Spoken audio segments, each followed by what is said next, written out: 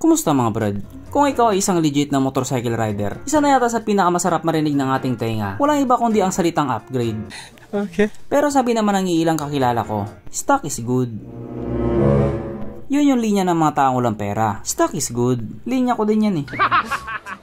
Sa paglipas nga po ng panahon, automatic nga naman talagang nag-upgrade yung mga motorsiklo. Sa mga looks, sa performance, at pati na rin sa makina. Sabi kasi nila, mas mabilis, mas masaya. Pero pag sumemplang ka, panigurado hindi masaya.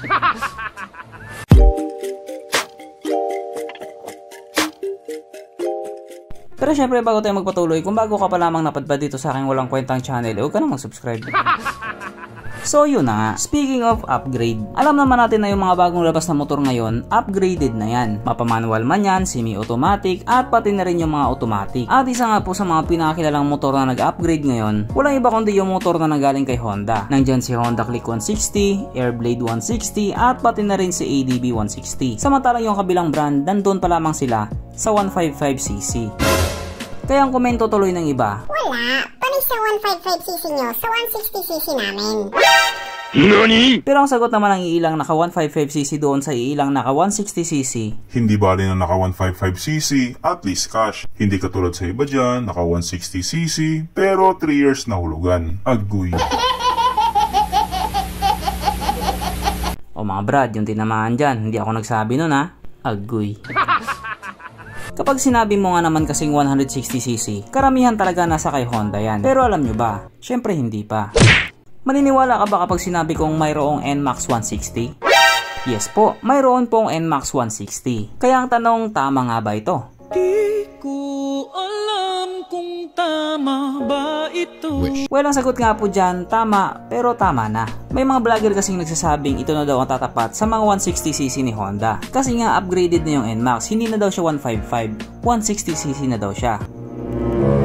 Alam nyo mga kurukong ho, ayoko mambasag ng trip. Marami kasi ang naniniwala na 160cc na daw talaga siya. At marami na rin ang naghihintay na ilabas yan dito sa Pilipinas. Ayaw daw muna nilang kumuha ng NMAX 155 dito sa Pilipinas kasi aantayin daw nila yung NMAX 160.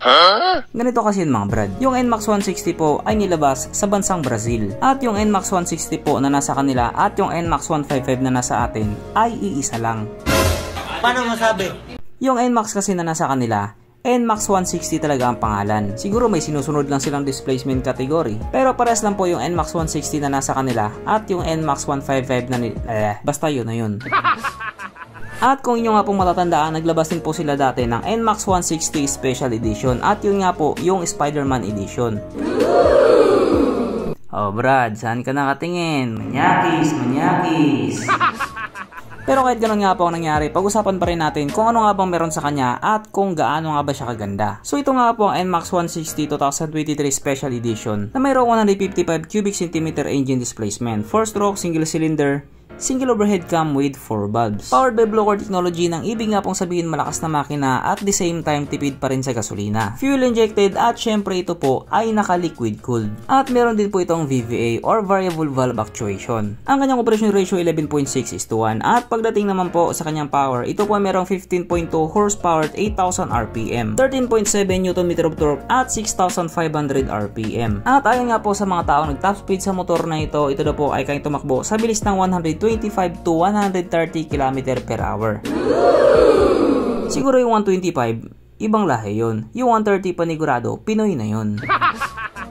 Ang kanyang tangke ay kayang magkarga ng 7.1 liters fuel tank capacity na kumukonsumo naman daw po ng 35 to 40 km per liter. Para sa akin, tipid na po yun. Ang sukat ng kanyang gulong 110/70/13 sa harap, 130/70/30 naman sa likuran at syempre pares po itong naka-tubeless. Pagdating naman po sa kanyang braking system, ito po ay naka-disc brake sa harap, disc brake sa likuran at ang matindi dito, pares po itong naka-ABS. Naka-dual channel ABS po. Yun ang meron siya na wala doon sa iba. Ang kanyang seat height ay mataas sa 765mm at 125mm naman ang kanyang ground clearance. At mapunta naman po tayo sa iba pa niyang mga features. So mga ilaw nga po sa motor na ito, naka-LED na po, maliban lang sa kanyang mga signal lights. Ang kanyang gauge panel, syempre naka full digital. At ito din po ay naka smart key system na. Kaya dito sa motor na ito, pa-remote ka na lang. At syempre meron din po itong Yamaha Connect or Y Connect na palagi nga po sinasabi ng ilan na wala naman daw talagang connect. At ang isa nga po sa pangmalakasang feature nandito sa motor na ito, ang kanyang TCS or Traction Control System. Ito nga po yung mekanismo na kapag dumaan ka sa isang kurbada at madulas na kalsada, kusa nga pong mag-adjust yung ikot ng gulong sa likuran para hindi ka sumemplang. Kasi pag nagkataon, magiging tusino ka. At present nga din po sa motor na ito ang walang kamatayang ISS or Idling Stop System. So sa 35,000 pagkakataon nga po, ulitin ko na naman to. Ito nga po yung mekanismo na kapag nakahinto ka sa isang traffic light at hindi mo pinihit yung silinyador sa loob ng 3 or 5 segundo, kusa nga pong mamamatay ang makina sa motor mo. At pihitin mo naman din siya pabalik, kusa na rin siya aandar. At syempre hindi rin po mawala sa motor na ito ang kanyang USB charging port para kahit saan ka magpunta hindi ka na mangamba na baka malobat pa yung cellphone mo. Kasi nga, manonood ka pa ng Cornhub. Samantalang dati pa brochure ka lang. Ngayon pa Cornhub ka na. Upgraded. At nandito na nga po tayo sa exciting na part, ang kanyang mga suspension. So sa harapang bahagi nga po, ito ay ginamitan ng ordinary telescopic. At sa likuran naman, ito po ay gumagamit ng dual shock absorber. Nahin nga po sa mga Brazilian na nakagamit sa motor na ito, maganda ang bounce.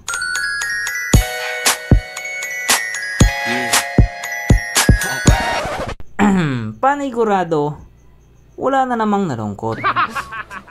At dahil wala nga po nalungkot, alamin na po natin kung present nga ba sa motor na ito yung 3 pinaka-importanting features. Una na nga po dito ang kanyang lagayan ng istalyon. At good news mga brad, meron siyang ganon. Meron siyang lagayan ng istalyon. Kaso lang wala pa din siyang sabitan ng andox. At oras na nga po para sa ating Red Horse check, ang pinaka-importanting feature sa isang motor. At ayon nga po sa aking masusing pag-aanalisa, ang motor na ito ay kayang magkarga ng isang kahong Red Horse, pero kasya pa isang kahon sa kanyang underseat compartment.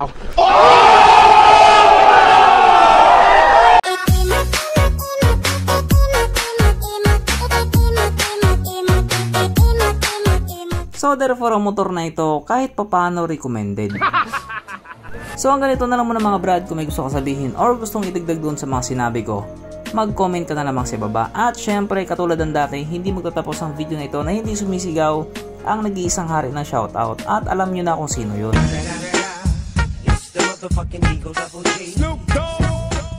So shoutout nga pala kay Raymond Ocampo. Shoutout kay Crisper Dagalea. Shoutout kay Astoy TV. Shoutout kay Armando Pena.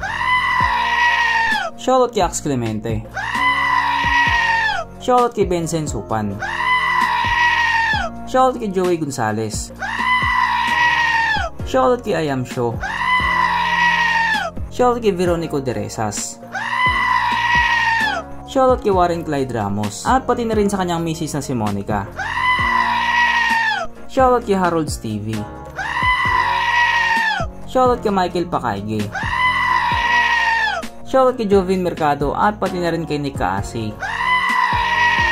Shoutout kay Kamax Moto TV. Shoutout kay Graceworks TV at pati na rin sa kanyang asawa si Jonalyn at sa kanilang mga anak. Shoutout kay 09 Motovlogs. Shoutout kay Jory Gamilio or Gamilo. So ang ganito na lang muna mga brad, at muli ride safe, stay at home at stay safe, at syempre stay alive, bye.